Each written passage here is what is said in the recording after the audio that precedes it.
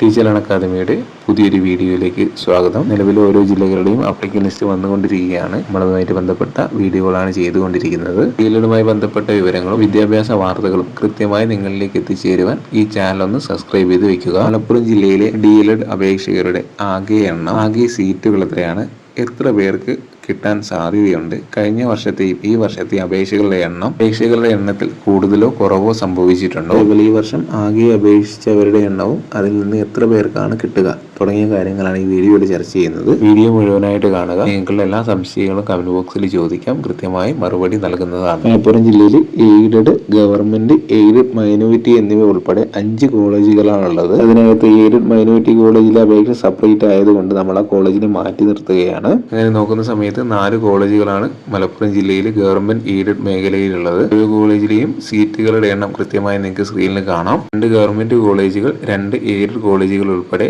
ആകെ 4 കോളേജുകളിലായി 155 സീറ്റുകളാണുള്ളത്. മലപ്പുറം ജില്ലയിൽ ആകെയുള്ള 155 സീറ്റുകൾ 40% സയൻസ്, 40% ഹ്യൂമാനിറ്റീസ്, 20% കൊമേഴ്സ് എന്നുള്ള രീതിയിൽ തരംതിരിക്കുന്നു. ഈ ഒരു രീതിയിൽ ഡിവൈഡ് ചെയ്യുന്ന സമയത്ത് സയൻസ്, ഹ്യൂമാനിറ്റീസ് വിഷയങ്ങൾക്ക് 62 സീറ്റും കൊമേഴ്സ് വിഷയത്തിന് 31 സീറ്റുകളുമാണ് മലപ്പുറം ജില്ലയിൽ ആകെ ഉണ്ടാവുക. ഇനി നമുക്ക് സെൽഫ് ഫിനാൻസ് കോളേജുകളുടെ കാര്യം നോക്കാം. മലപ്പുറം ജില്ലയിൽ ആകെ 21 സെൽഫ് ഫിനാൻസ് കോളേജുകളാണുള്ളത്. 21 കോളേജുകളിലുമായി 1450 സീറ്റുകൾ മലപ്പുറം ജില്ലയിലുണ്ട്. മലപ്പുറം ജില്ലയിൽ 8ഓളം സെൽഫ് ഫിനാൻസ് കോളേജുകളിൽ 100 സീറ്റുകൾ ഉള്ളത് കൊണ്ടാണ് 1450 സീറ്റുകൾ വരുന്നത്. സെൽഫ് ഫിനാൻസ് കോളേജുകളുടെ കാര്യത്തിൽ മറ്റ് ജില്ലകളിൽ പറഞ്ഞ പോലെ തന്നെ 50% സീറ്റുകൾ മാനേജ്മെന്റ് സീറ്റാണ്. ബാക്കി 50% സീറ്റിലേക്കാണ് നമ്മൾ അപേക്ഷ കൊടുക്കുന്നത്. 450ന്റെ പകുതി, അതായത് 725 സീറ്റുകളാണ് മലപ്പുറം ജില്ലയിൽ ആകെ സെൽഫ് ഫിനാൻസ് കോളേജ് മെറിറ്റ് സീറ്റുകൾ ഉണ്ടാവുക. ആ 750 സീറ്റുകളെ നമ്മൾ മുന്നേ പറഞ്ഞതുപോലെ തന്നെ സയൻസിന് 40%, ഹ്യൂമാനിറ്റീസിന് 40%, കൊമേഴ്സിന് 20% എന്നുള്ള രീതിയിൽ ഡിവൈഡ് ചെയ്യുന്നു. അങ്ങനെ ഡിവൈഡ് ചെയ്യുമ്പോൾ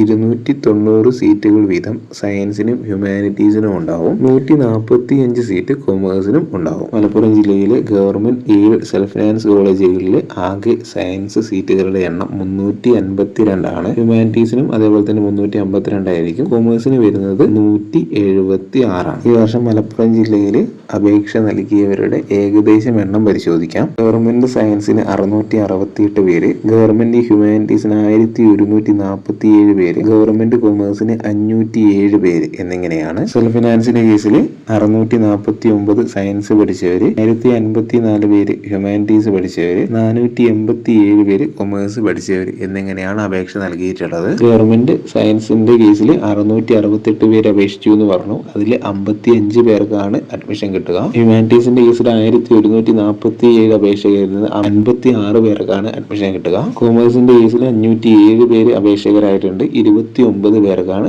അഡ്മിഷൻ കിട്ടുക. സെൽഫ് ഫിനാൻസിന്റെ കേസിൽ 649 പേരാണ് സയൻസ് പഠിച്ചവര്. അതിൽ 305 പേർക്കാണ് അഡ്മിഷൻ കിട്ടുക. ഹ്യൂമാനിറ്റീസ് പഠിച്ചവർ 1054 അതിൽ 306 പേർക്ക് അഡ്മിഷൻ കിട്ടും. കൊമേഴ്സ് 487 പേരാണ് അപേക്ഷകരായിട്ടുള്ളത്. അതിനകത്ത് നിന്ന് 153 പേർക്ക് അഡ്മിഷൻ കിട്ടും. മലപ്പുറം ജില്ലയിലെ ആകെ അപേക്ഷകരുടെ എണ്ണവും അതേപോലെ എത്ര പേർക്ക് കിട്ടാൻ സാധ്യതയും ഉണ്ടെന്നുള്ള കാര്യം കൃത്യമായിട്ട് മനസ്സിലായി എന്ന് കരുതുന്നു. ഇനി നമ്മൾ ചർച്ച ചെയ്യുന്നത് കഴിഞ്ഞ വർഷത്തെയും അതേപോലെ ഈ വർഷത്തെയും അപേക്ഷകരുടെ ആകെ എണ്ണം തമ്മിലുള്ള ഒരു കമ്പാരിസൺ ആണ്. ആദ്യം നമ്മൾ ചർച്ച ചെയ്യുന്നത് ഗവൺമെന്റ് കോളേജുകളിലേക്കുള്ള അപേക്ഷകളുടെ കാര്യമാണ്. കഴിഞ്ഞ വർഷം +2 സയൻസ് പഠിച്ച 1000ഓളം പേര് അപേക്ഷകൾ അയച്ചിരുന്നു. എന്നാൽ ഈ വർഷം അത് 668 ആയിട്ട് ചുരുങ്ങിയിട്ടുണ്ട്. ഹ്യൂമാനിറ്റീസിന്റെ കേസിൽ കഴിഞ്ഞ വർഷം 1601ഓളം പേര് അപേക്ഷകൾ അയച്ചിട്ടുണ്ട്. ഈ വർഷം അത് 1147 ആയി ചുരുങ്ങിയിട്ടുണ്ട്. കഴിഞ്ഞ വർഷം ഏകദേശം 699ഓളം അപേക്ഷകളാണ് കൊമേഴ്സിലേക്ക് വന്നത്. ഈ വർഷം അത് 507 ആയിട്ട് കുറഞ്ഞിട്ടുണ്ട്. ഇനി നമുക്ക് സെൽഫ് ഫിനാൻസ് കോളേജുകളിലേക്കുള്ള കാര്യങ്ങൾ നോക്കാം. സെൽഫ് ഫിനാൻസ് കോളേജിൽ +2 സയൻസ് പഠിച്ച 863 പേരാണ് കഴിഞ്ഞ വർഷം അപേക്ഷിച്ചതെങ്കിൽ